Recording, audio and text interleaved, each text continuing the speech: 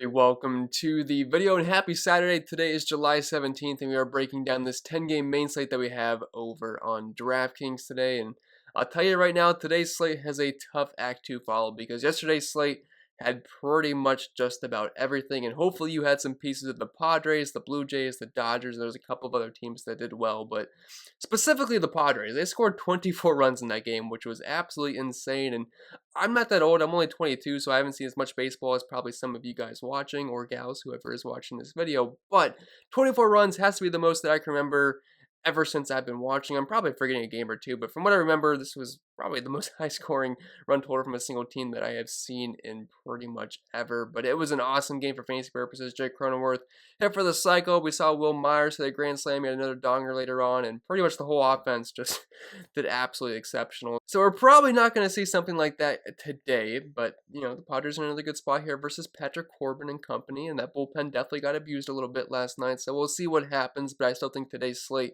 should be pretty good. We also don't have a split slate today. Yes, we have that 3-game early slate, but only 3 games compared to a 10-gamer. We're just going to mainly focus on the 10-game slate tonight. But with that being said, if you guys find this video helpful in any way possible, please leave a like, subscribe to the channel if you haven't already. It's a free and easy way to help show your support to the channel. And if you don't follow me over on social media, you'll find me using the handles in the bottom corner of your screen.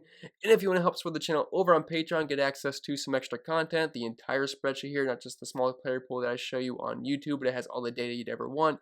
Projections, optimizer, rankings, cheat sheets, ownership projections, the Discord community, all that fun stuff. I do cover other sports. You can find that in the link down below. And last but not least, this video is sponsored by Prize Picks. I'm sure most of you know what it is by now, but if you don't, it's daily fantasy sports simplified. You don't have to compete against sharks, 150 contests, salary cap restrictions, or anything like that. It's just you versus the projection. And it is pretty easy to find some pretty soft lines over there. You can bet on the over-under amount of hits, walks, things like that, or fantasy points scored or strikeouts for a certain pitcher. So if you want to check it out, you can use promo code CPEN to get a free money bonus up to $100. That's an instant deposit match. If you deposit $100, you get $100 right back. So it's free money, so why not use it to your advantage? And if you do so, you can find it in the link down below, or you can go to prizepicks.com and use code CPEN and make sure you tell them I sent you. But I think that's pretty much it for the plugs for the most part. So without further ado, let's dive into today's video. And as per usual, we'll start with the pitchers and move on to the bats. And hopefully we don't have a repeat of what we had yesterday, where I felt like half the pitchers that were projected to start ended up getting scratched at some point. Like we lost Kevin Gausman late in the day, Chris Bassett, JT Brubaker, Domingo Germán. I believe Kenta Maeda, he got rained out, so it wasn't exactly the same. But there was just quite a few pitchers. We lost Brandon Woodruff, who we're going to talk about in a little bit. So same matchup, pretty much the same thing. So, I mean, it's going to be a little bit of repetitiveness there. But I'm not expecting that to happen again. But just cross your fingers for that, because that was kind of weird yesterday. Although I know coming back from the break, you know, things were going to be a little bit iffy. But anyway, we'll start up top with our 2 aces. We have Brandon Woodruff and Garrett Cole here. I wouldn't call either an absolute must-play at their price points, because I'm not in love with their matchups, and I'm also not in love with where Brandon Woodruff is pitching in Cincinnati, but both are going to be viable options here if you can't afford them. And DraftKings is making it way too easy to be able to afford expensive pitching this season and still getting really good bats. Like, I've not tried to pre-build lineups yet. It's 12 a.m. the day of, so obviously there's a lot of day left for me to try to decide these things and build lineups and wait for lineups to actually come out. But my assumption is we could probably fit in either Woodruff or Garrett Cole, get a cheaper SP2 option, and we can still probably fit in a couple of Dodgers. And I'll tell you right now, you're going to want some Dodgers in your lineups tonight because their team total is absolutely insane, and they're playing Kyle Freeland in Coors Field. So, yeah, just a little bit of a spoiler there. We are liking Dodgers once again tonight. I don't think that's going to be shocking to anybody, but I'm thinking, especially in cash games, you're going to want to get as many of those guys in as possible. But we'll start up top here with Brandon Woodruff, $10,200. Got to be honest, I liked it yesterday when he was cheaper. He was only $9,500. Ended up getting his start pushed back a day, so it kind of sucks because I was looking forward to using that really cheap price point that they had on him, because I felt like it was kind of deserved because the past couple starts haven't exactly been great for him, and this is a tough matchup versus Cincinnati. This is no cakewalk here.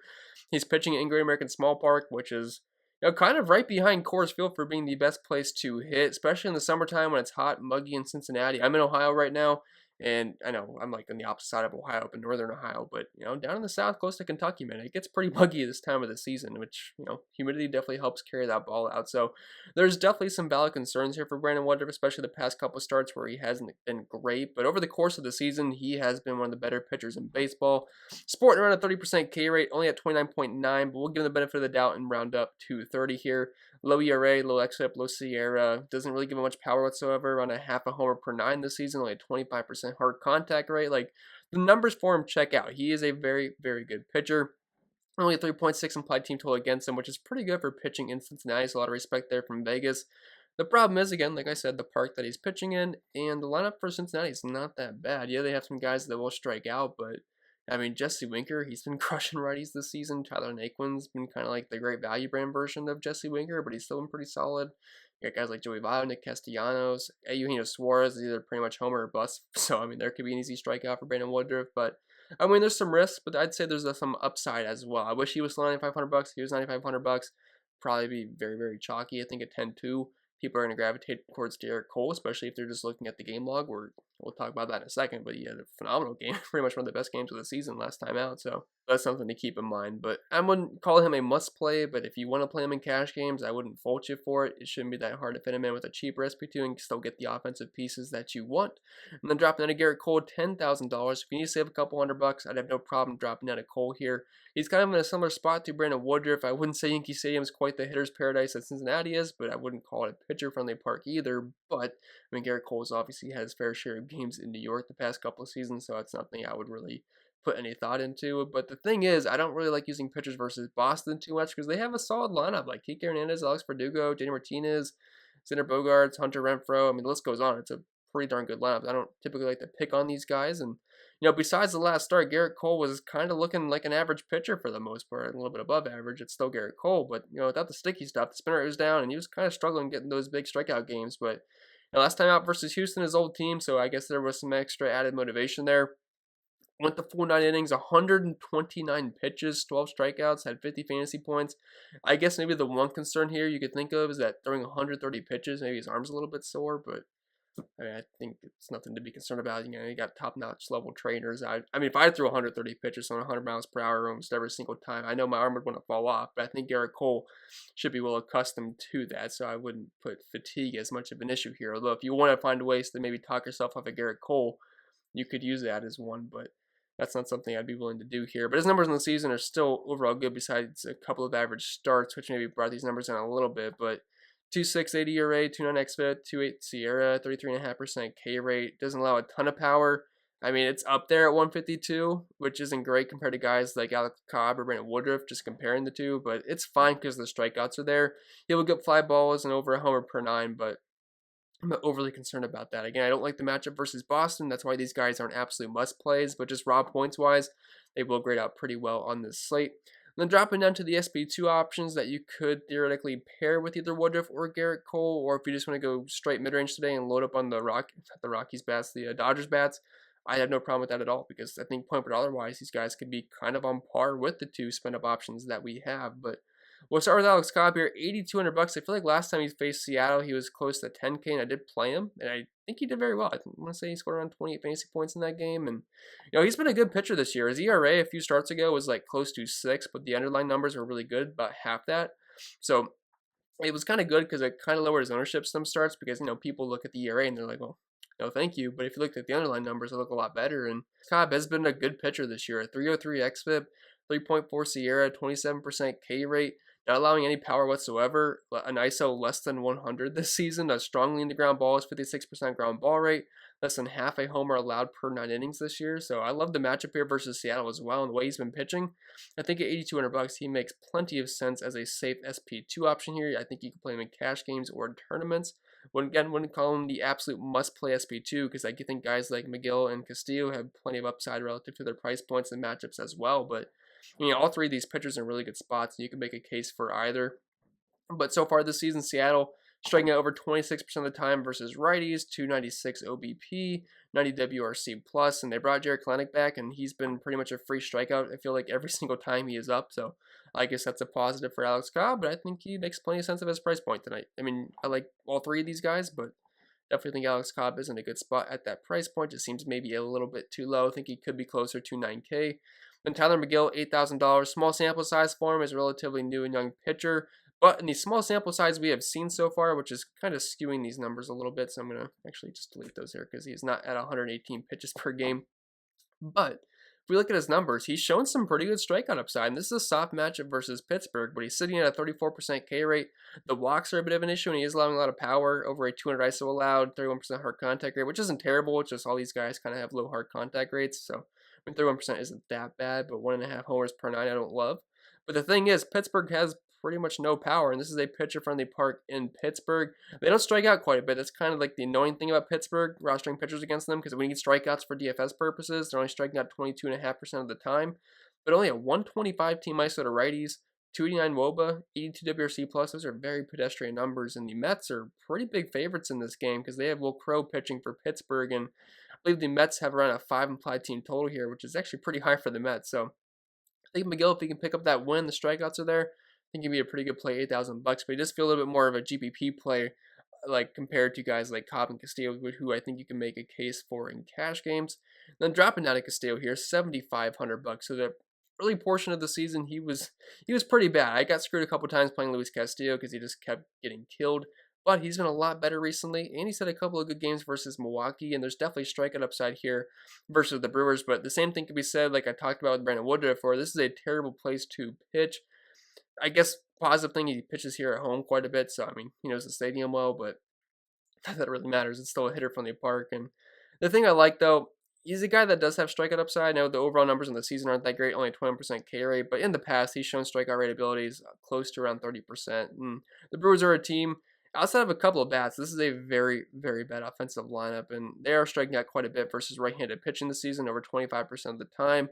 Only a 155 team ISO and 88 WRC plus. Again, hate the park that he's pitching in because it's very, very friendly to hitters, but to get that price point of $7,500, I think we can definitely play some Castillo today, and the fact that the Brewers have a team total of 4 in Cincinnati, I think is kind of a good testament for Luis Castillo from Vegas in this game. But I think that'll be pretty much it for the pitchers. There's a couple of other guys I think you can make a case for, but I don't want to talk about 10 pitchers once again because that can take forever. So that being said, we'll move right over to the bats, and quite a few good spots for bats today. Kind of the similar teams like we had yesterday. Like I like the Royals, I like the Padres, I like the Dodgers, and that's pretty much all this list is for the most part. But we'll go position by position here, and we'll start up top with the catcher position. Salvador Perez, $5,100. I believe he had a couple of base knocks last night, drove in a couple of guys, and the Royals once again get a good matchup versus the Orioles. I mean, pretty much every single time you're going up against the Orioles, you're going to get a good matchup for your bats because pretty much their entire rotation is terrible. But they have a team total close to 6 today, and kind of all the same reasons I liked them yesterday, I like them once again today. Jorge Lopez, I'd say maybe he's a little bit better than Keegan Aiken, but he's not that very good of a pitcher, and there's a reason the Royals have such a high team total here. Like, with their team total, you'd think they'd be in Baltimore, so the fact that they're in KC, I mean, I wish they were in Baltimore. It's definitely one of the best places to hit in all of baseball. Could definitely get down for another Royals stack once again, and Salvador Perez has been one of the best hitting catchers in baseball, sporting over a 225 ISO and a batting average around 275, which is pretty darn good for the catcher position. Also hits in a prime spot in the order as well. And then dropping down to Will Smith, $4,800 for playing cash games. He's the guy I would try to get in, a little bit more expensive than he was yesterday, but had around 20 fantasy points yesterday, and the Dodgers are in another really, really good spot. Antonio Santella ended up getting scratched yesterday. We saw Chichi Gonzalez end up making the start, and I mean, the Dodgers were already going to be super, super chalky versus Antonio Santella, but once you said Chichi Gonzalez is pitching, I mean, you got to be pretty much all in at that point because the guy's just a terrible pitcher. The Rockies' bullpen's bad, and I'd say they get an even better matchup tonight versus Kyle Freeland. Like earlier in the season, Freeland was horrendous, like arguably the worst pitcher in baseball. Past few starts haven't been terrible for him, but not that good. And the Rockies' bullpen is pretty atrocious, so you can sign me up for all the Dodgers here. They have a team total. It's massive right now. It might come down a little bit because this is a very, very high total, but I could also see it going up too. I mean, the Dodgers are in a smash spot here versus Kyle Freeland. The guy is not a good pitcher, and at 7.6, I mean, I think this is the highest total we've seen all season long. So try to get as many Dodgers in your lineup as possible, especially in cash games. Obviously, in tournaments, there's merit to feeding that and going with another team. You know, prime example last night, we had the Blue Jays. They would have been a good pivot off the Dodgers. The Padres, that would have been another good pivot off the Dodgers. So you don't absolutely have to play them, but cash games, probably the route you want to go. Coors Field, best place to hit. They're on the road, get the guarantee nothing at bats. In Kyle Freeland, just lefties or righties versus him. And then if you just want a cheap part of a good offense, we have Victor Caratini here, $2,200. Now the Padres, be a little bit careful with their ownership because, you know, after scoring 24 runs, people are going to go right back to the well there because they look at the game log and they're going to see that. And I get it, but they're in a good spot here versus Patrick Corbin. We know he's had his fair share of bad games this season. He's gotten blown up quite a few times, and he doesn't have what he used to have. I mean, he used to be a really good pitcher, and so far this season, he's definitely showed that he has lost a step or two. They have a team total around 5. I could see that getting bet up throughout the entire day. So, and $2,200 though. Victor Caratini does get the start. He is dirt cheap, and it's just the cheap part of that offense. Dropping out of first base here, we have Max Muncy, $6,200. Super expensive, but you can also play him at second base. Gonna be a little bit hard to fit in our lineups, and is a lefty on lefty matchup, so I can see people kind of skipping over him. But in tournaments, I'm not scared of that whatsoever. Like, his numbers versus lefties this season are nearly just as good as they are versus righties, so I don't really care about the lefty on lefty matchup. And if people are going to skip over him because of that, I think that makes him an excellent tournament play. And like I said, I like all the Dodgers here. And even then, if you don't like the lefty on lefty matchup, Kyle Freeland should not be expected to last too long in this game, and he'll see a righty at some point in the bullpen. So I have no worries with next Muncy because a lefty on lefty matchup means absolutely nothing to me. And then Eric Hosmer, $3,200. If I have a Padre on here, they pretty much had a good game yesterday. Like, all those guys kind of smashed for the most part. He's dirt cheap. Again, lefty on lefty matchup, but I'm not expecting Patrick Corbin to go too deep into this game, and the Nationals bullpen's not even that great, and he just gave up 24 runs, so the bullpen got beat up a little bit. So I think the Padres are in another really good spot here. I do worry about ownership, though, just because of how well they did last night, but I don't think they're going to be nearly as chalky as the Dodgers will with their team total close to 8 today. Then Ryan Zimmerman on the opposite side of this game. He's only $2,300. So I know he's got some decent splits versus lefties. And Blake Snell, I don't really trust him right now. I don't think a lot of people are going to try to pick on him, but I think some of the righties for the Nationals could be some decent contrarian plays tonight. Like, I don't think a lot of people are going to play Zimmerman. Maybe they will at $2,300, but I think a couple of these cheap Washington righties are some decent plays versus Blake Snell, because the guy doesn't typically work too deep into games anyway, but I could see him maybe giving up a homer or two to a righty. And Ryan Zimmerman's definitely a guy that could be a candidate for that, and he's dirt cheap here, hitting in a prime spot in the order. Dropping out of second base, Jake Cronenworth, he hit for the cycle. I mean, again, people are probably going to play the Padres because of what they did last night, but it's another good spot here versus Patrick Corbin. I'm not going to keep repeating myself. Pretty much like all the Padres tonight, even if it's a lefty-on-lefty matchup, don't really care about that too much. I think people look into that too much. Like, if you like a team, you're probably not expecting that starting pitcher to last too long anyway, so we'll see some righties at some point anyway. Then trying to save a little bit of money here, we have David Fletcher, $3,900. He's kind of been really hot recently. He's not a guy that's going to hit for a lot of power, but he barely strikes out. Strikeout rate's around 10% this season. Bats around 300, and I think last night he had 17 fantasy points last time I looked, so he's kind of been on a roll. He's pretty cheap. He's about $1,000 more expensive than he was last game, which is unfortunate. Tougher matchup versus Kikuchi tonight, who is a pretty solid pitcher, but David Fletcher, good spot in the order, leading off, and still not that expensive, so I don't hate him, but the Angels lineup outside of him and Ohtani is pretty bad right now. Then Alcides Escobar, $2,900. I mean, he doesn't have a big sample size so far this year, but in relative time, he's actually not been that bad, around 50 plate appearances, but batting around 285, obviously not a lot of power, but don't hate it. Leading off, cheap righty here versus Blake Snell. I think that makes sense in tournaments, or if you need a cheap option in cash games, I wouldn't hate playing Escobar. Saw a few people do that last night and ended up working out pretty well. And then dropping out of third base here, the obvious play would be Justin Turner, but that comes with a massive price point, but he's been killing lefties this season, batting over 300, around a 400 WOBA, 150 WRC+, plenty of power versus lefties. Love Justin Turner tonight for obvious reasons. Manny Machado, again, like all the Padres for the most part, prefer the righties over the lefties, but you can play the entire lineup. But we know Manny Machado, he's got great splits versus lefties, over a 200 ISO versus them this season. Team total around 5 tonight. Patrick Corbin, pretty average pitcher these days, plus the Washington bullpen I think is something we can pick on, so do like Machado. And like, if you're just looking for leverage, like Justin Turner is definitely going to be more chalky than Machado, so for $300 less, you can get less ownership, and I think they're in another really good spot tonight. Plus, they're on the road, so you get those guaranteed nothing at bats as well. And then if you need a free option here, we have Domingo Leyba. I believe that's how you pronounce his name. I've never heard his name on a game before. I don't really watch many Orioles games, but $2,100. I know his numbers are absolute trash this season, but if you need a free option, you could also play him at second base. But I don't hate the Orioles tonight. I think they're actually a decent stack versus Brady Singer.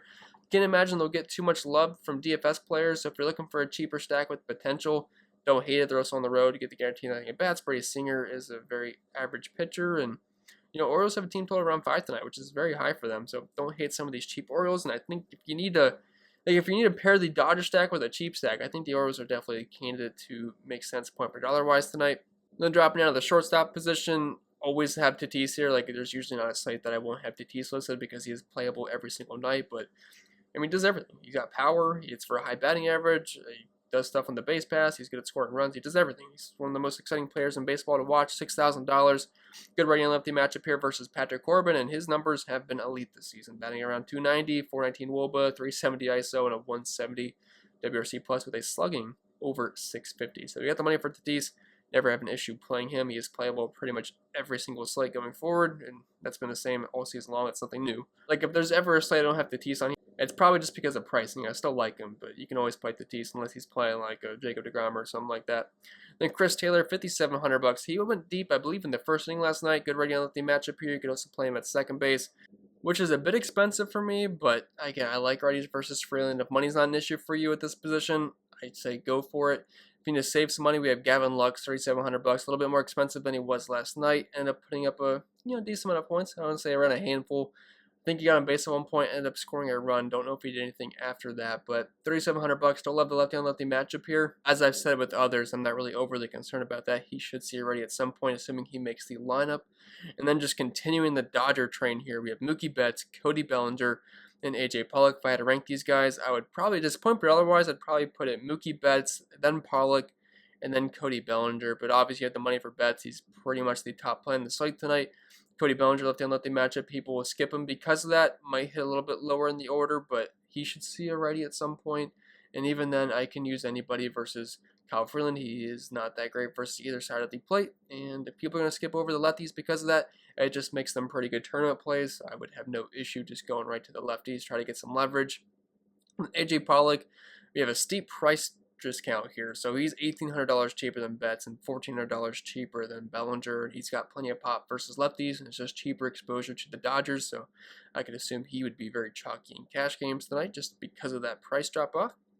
Now it's deserved. He's not quite the player that Cody Bellinger and Mookie Betts is, but to be honest, Cody Bellinger has been like a trash can this season. He ended up having a decent game last night, but over the course of the season, he has been very bad so far. Then we have Cedric Mullins here, $4,000, so I do have a couple of other Orioles outfitters here, so I guess we could kind of list them all together. But Mullins, he's been great this season, left-righty matchup versus Brady Singer. Then you have Austin Hayes, who has shown some decent pop this year. He's only $3,200, but he does have an ISO close to 190 and hits in a really good spot in the order. And then Anthony Santander, dirt cheap, $2,700, just continuing that Orioles stack. And then it kind of makes sense here because we can group another team together where we have Tommy Pham and Will Myers. You could throw Trent Grisham in the mix as well, but the lefty-on-lefty matchup can be hitting a little bit lower in the order. Not overly concerned about it, but just relative to the other guys, didn't grade out as well to me, but you can certainly play him. But Tommy Pham had a good game last night, only $3,900 here, ready on lefty matchup versus Patrick Corbin. Will Myers, he had 43 fantasy points last night, had the grand slam, had another home run. I want to see ended up with 7 RBIs, and that was just the last time I looked. He might have bested that, but I feel like he might have stopped at 7. But anyway, he's still cheap. Hits lower in the order, but has plenty of pop versus left-handed pitching. And he's the same price as Austin Hayes. And I'd probably feel more comfortable with Will Myers in cash games just because I'd rather play the Padres. But that being said, I think that'll be pretty much it for the video. So I hope it was helpful, guys. And if it was, make sure to leave a like down below. It does really help me out. Make sure you subscribe to the channel if you haven't already. It's a free, easy way to help show your support to the channel. Follow me over on Twitter at ChrisPennell16 or CPen16 over on IG. And if you want to help support the channel over on Patreon, get access to a bunch of extra content, the data sheets and the Discord community, and the list goes on, optimizer, projections, and yada, yada, yada. You get the idea. Link is down below in the description for that if you do want to join the community. And last but not least, this video is sponsored by PrizePicks. You can get a free money bonus, instant deposit match, up to $100 by either going to prizepicks.com or you can find the link down in the description and use code CPEN and make sure you tell them I sent you. But it's a free instant deposit match. So if you deposit $100, you get another $100 right on top of that. So it's free money. Why not check it out and use it to your advantage? With that being said, I will probably stop rambling. So I hope you guys enjoy the rest of your weekend, and I'll see you all in the next video.